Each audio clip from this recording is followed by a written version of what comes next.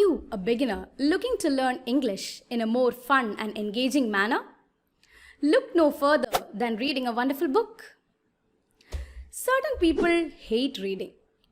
Some are very impatient about the completion of the book, but they all want to cultivate the habit of reading. Isn't that hilarious? Yes, it is.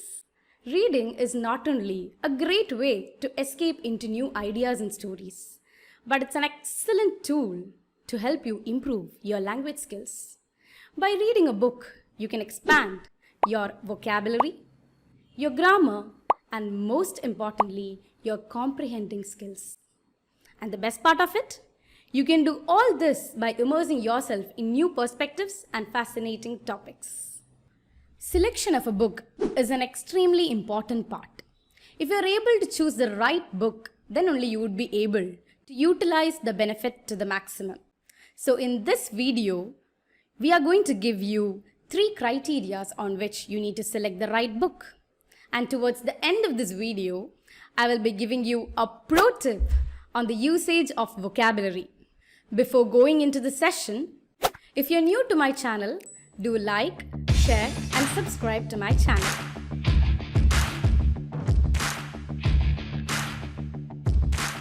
Now, we are going to give you 3 tips regarding the selection of the book. Tip number 1. Consider your interest. What topics are you interested in? What hobbies do you enjoy? Choose books that align to your interest. This makes reading more enjoyable and engaging. For example, I am a very health conscious person. I'm concerned about my mental and physical health. So the type of books that I would prefer would be self-help books like Ikigai, Atomic Habits, The Art of Happiness. Tip number 2. Choose books that match your age and reading level. Reading books that are too difficult may discourage you. Reading books that are too easy may not challenge you enough. So check the recommended reading level on the book's cover or online. Now about the age. Certain authors intend on certain focused audiences. For example, picture books are aimed at young children, like The Name Jar, The Arabian Quilt. These are books which are focused on the children. While young adult fiction focuses on issues that resonate with the teenagers, like The Sisters of Shadow and The Girl Who Drank the Moon. Tip number 3. Going through the summary and a random page. Checking out the summary is something we all do, right? Examining the backside of the book and understanding the gist. But reading a random page would be a new thing to you, right? By reading the gist of the book, you get an idea whether you're interested in the book or not. But by reading a random page, you get an insight about your reading level. Now let's look into the outcomes that you have gained by reading a book. Outcome number 1. Improvement in sentence formation skills. As you read, pay attention to sentence structures.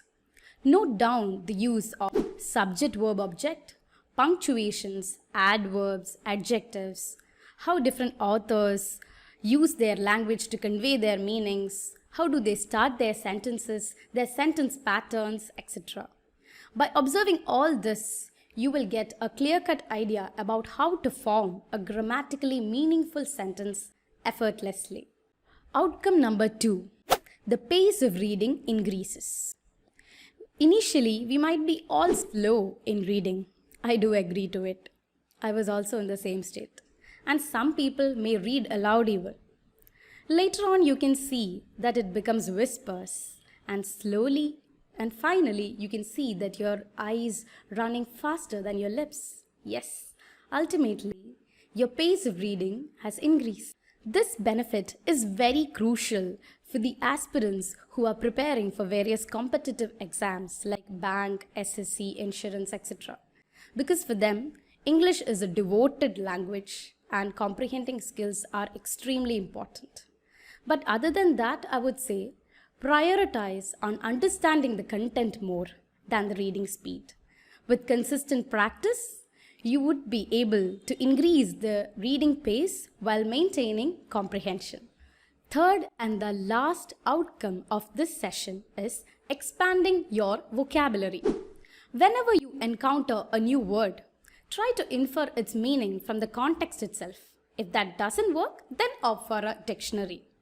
Try to review those words regularly to reinforce your understanding and to retain them in your memory. Here I have the pro tip for you. I hear this query on a daily basis, that I regularly go through the new vocabs that I've studied, ma'am, but I'm not able to use them while speaking. I'm sure you might be also going through the same situation, right? So here we are going to give you a solution to it. This is a proven strategy and it has worked for thousands of students. While you learn a new vocabulary, study its meaning, its simplest synonym that you can relate, and an antonym.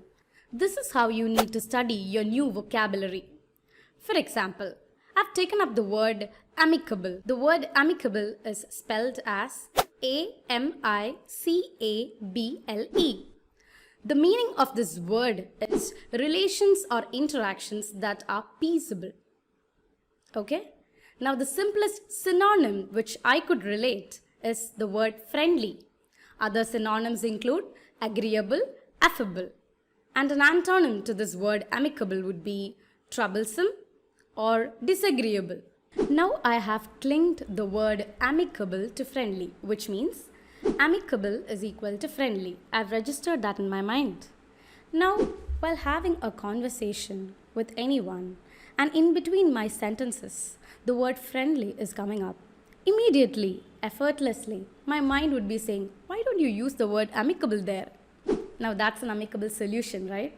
Yes. So this is how you remember as well as use the new words that you have studied. Do try this method and let us know your feedback in the comment section below.